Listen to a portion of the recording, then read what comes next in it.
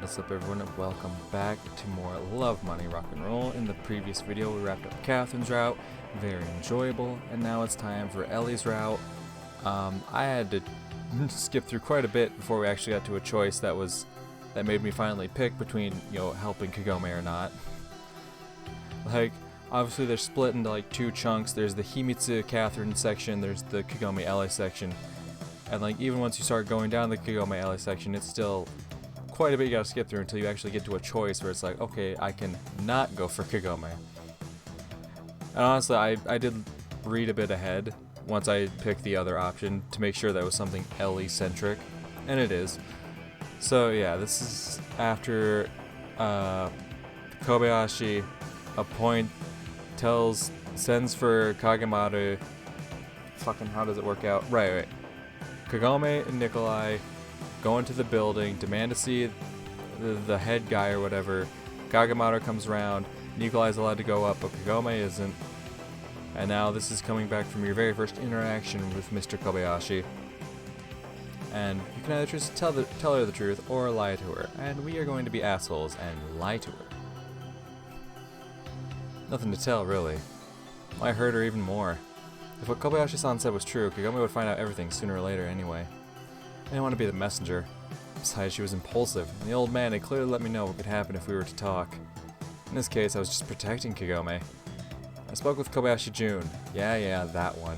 He said he's very sorry for your father's disappearance, but he has nothing to do with it. You're lying, Kagome said confidently.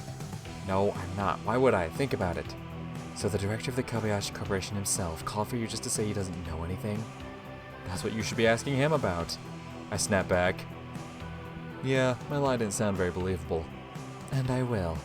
She seemed to be ready to fight her way to the penthouse. Wait a damn minute.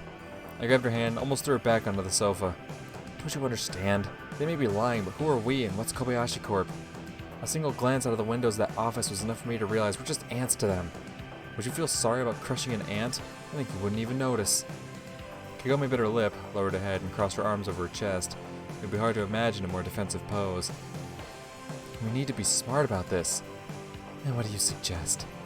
I'm at least sure they have a certain interest in us, otherwise they wouldn't even have had this talk. Yeah, I guess. She seemed to have calmed down a bit and was starting to see the situation without the haze of emotion. But I can't just sit and wait. To me, that seemed like the best course of action. But to say something like that to Kagome would mean another tantrum from her. And we won't. Again, what do you suggest? I hadn't really thought about that. And by the way, who's that man? His name was Kagemaru. Some local employee, I guess, who came down for you just to lead you to meet the director of this whole corporation. Kagome thoughtfully uttered.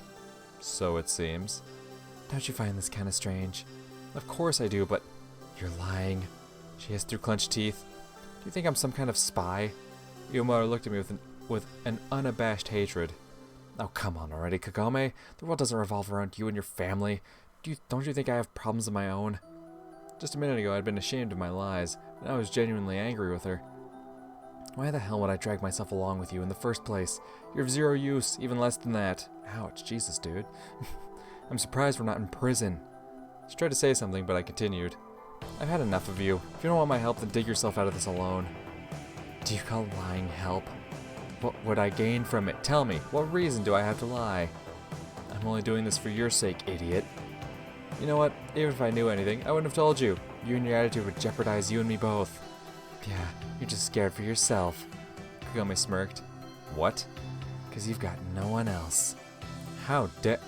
I physically felt the veins on my temples bulge. How dare you? My hand started to shake and she noticed. Well, do it. Come on, hit me. Punch me properly. Her lips trembled. After all, I'm such a selfish bitch.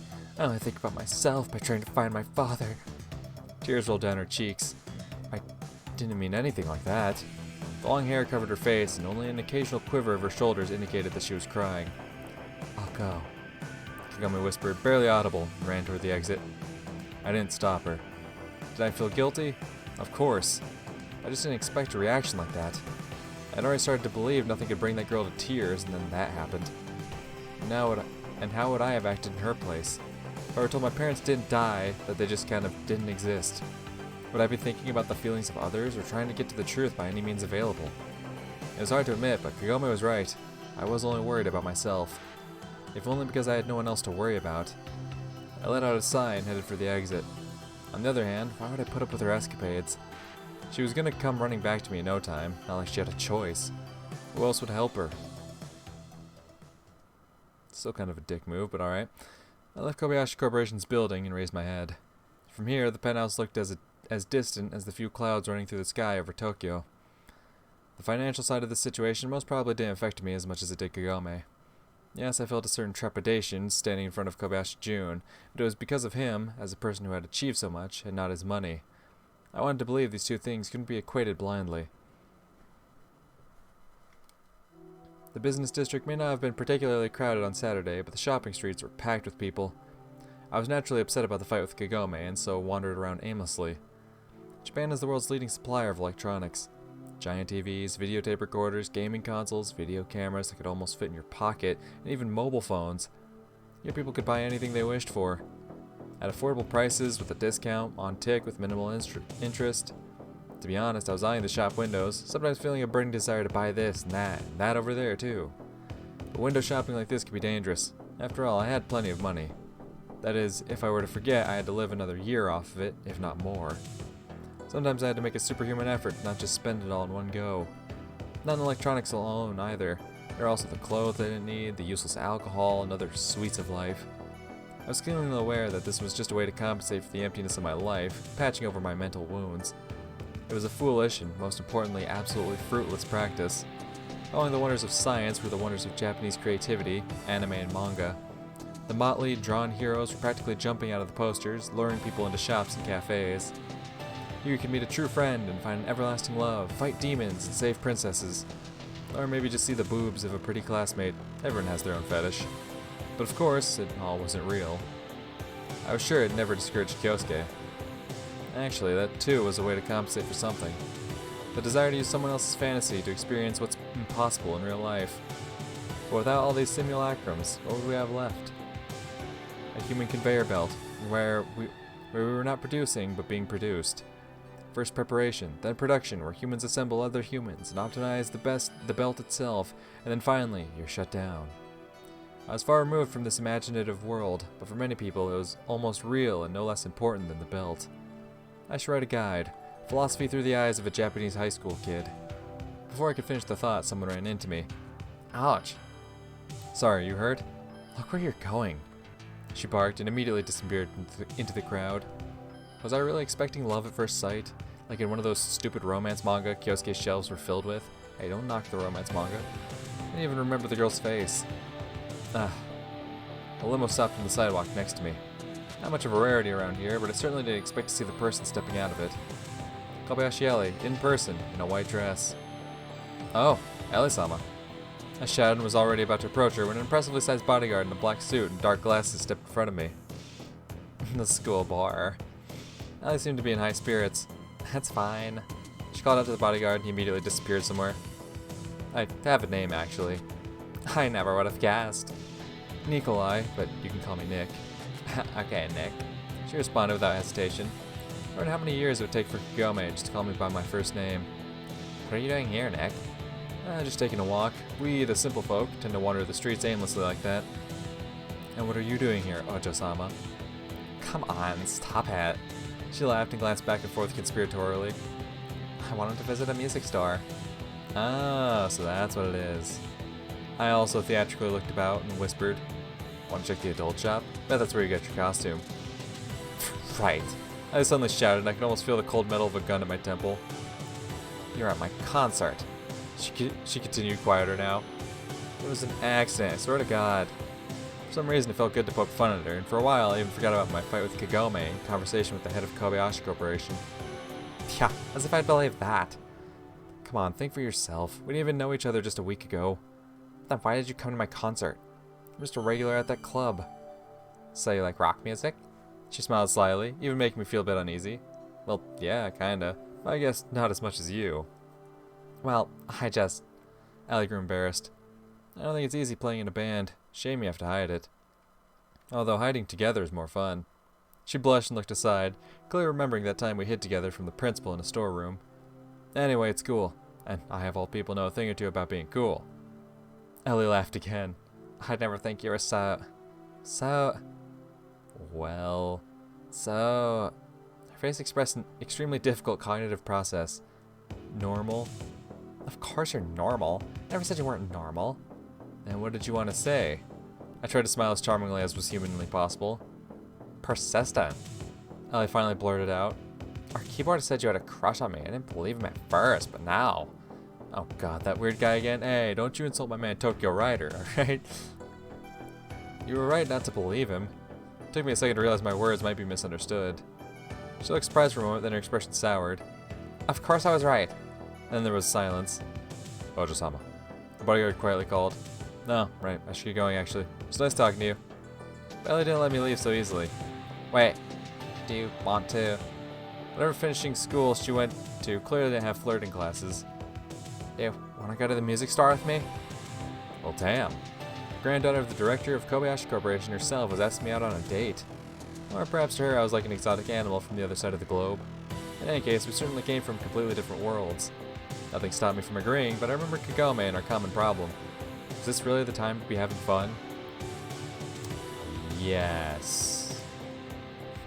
Yes, it is. At that moment, it didn't cross my mind that I might be able to learn something about Ellie's grandfather from her. A normal girl stood in front of me, maybe a little haughty, which wasn't surprising given her family. Were the guards in the limo to disappear, maybe the assumed haughtiness would go with them. Ellie looked at me expectantly. Why not? Let's go. Hell yeah. We spent a good hour in the music store. Ellie had guitars and accessories, even played a couple of her own songs, and a couple of famous ones from the West. Thankfully, the bodyguards remained outside, so no one paid attention to us, except maybe to Ellie's music.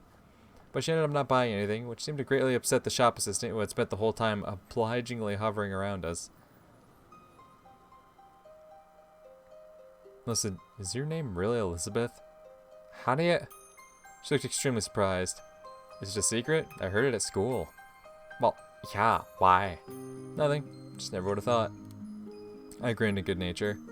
You know what? She abruptly stopped, stomping her foot, so that the whole street seemed to freeze, afraid of the wrath of their mistress. Oh, come on. It's a normal European name, really. Take the word of someone who knows a thing or two about Europe. Uh-huh, sure. She smiled and spun in place, while her snow-white dress waved in the wind. She looked like a real ballerina. I grew a little embarrassed and averted my eyes, realizing I was shamelessly staring at her. Although Ellie didn't seem to have noticed. I walked down the street, her bodyguards following at a considerable distance, the limo having completely disappeared from sight. Walking around like this really isn't bad at all.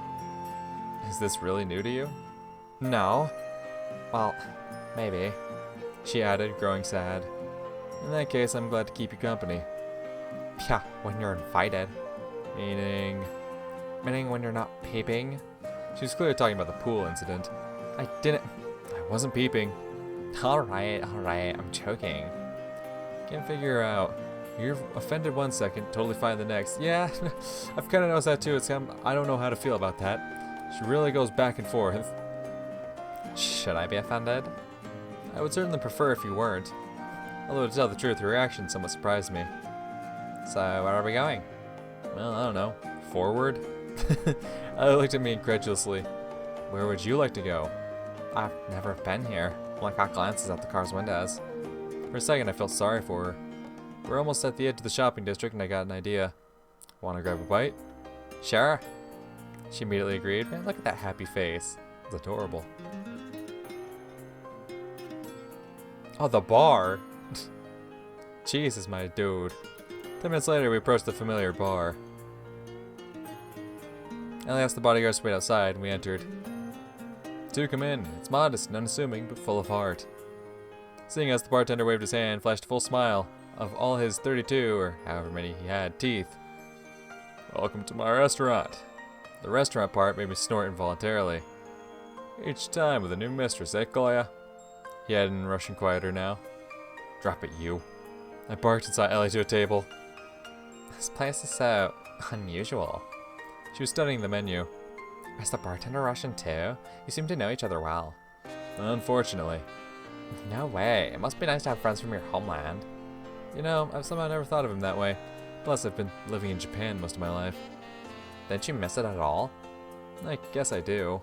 With the question phrased that way, I didn't really know how to respond. I got used to it. Me too. You? To what? She tore herself from the menu and dreamily looked to the side, then to the other. All she knew was a window to stare out of with languid eyes.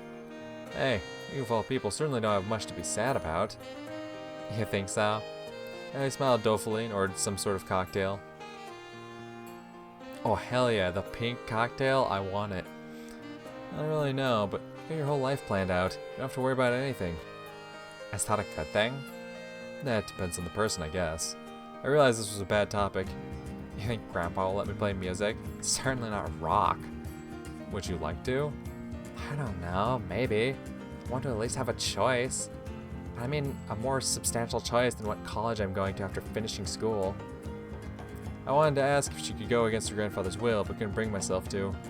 It was enough to imagine myself in the shoes of the heir to Kobayashi Corporation, and all questions disappeared. So it's not clear which one of us has no problems. Oh yeah, I've got a splendid choice of paths and lives, from a janitor to a laborer. You could also play music. It doesn't bring the most pleasant memories, in a sense. I'm sorry, I didn't mean to. Some people it comes harder than to you. I played before, bass guitar, but I was blatantly mediocre. Yeah, I feel that. Really? Interesting. Her interest was piqued. Were you in a band? No, I just played for myself at home. Same. Why did you stop? Because I wasn't good. Even Paganini had become a virtuoso seconds after taking a fiddlestick in his hands. Who? Did what? I got bored of it. It happens often to me, with music, with classes. Why was I even telling her this? I probably don't have any problems with grades. It's not that hard if you put in some effort. After all, we're in high school and not studying rocket science. Shouldn't have made it look simple. Our circumstances in life were polar opposites. She had the freedom, and most importantly the ability, of choice, while I had the freedom to do nothing. And at the same time, she envied me? I couldn't say if I would swap places with Ellie, simply because I couldn't imagine what it was like to live her life. You wouldn't like it. I chuckled. What do you mean? Ping Nikolai Anakin. I was never up for it in the first place. That's for the better. The food finally arrived. We spent time in the bar all the way to the evening, talking about school, music, even anime.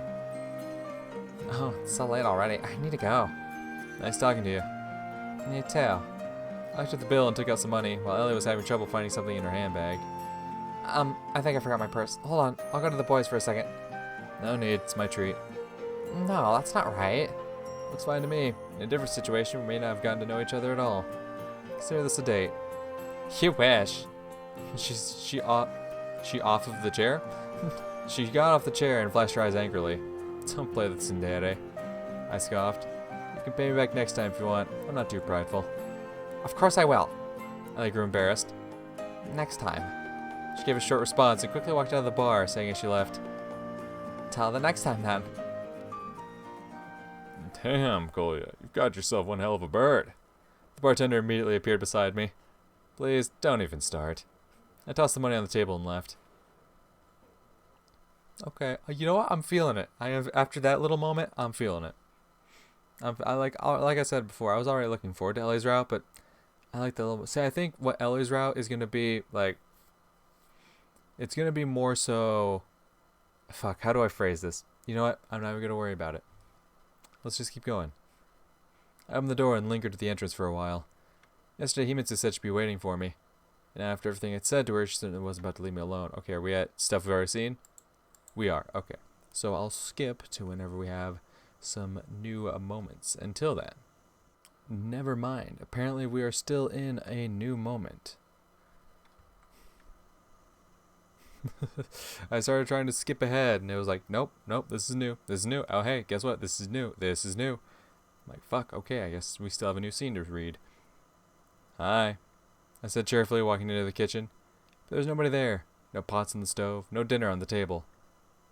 Hey. I'm here. Himitsu's quiet voice came from my room.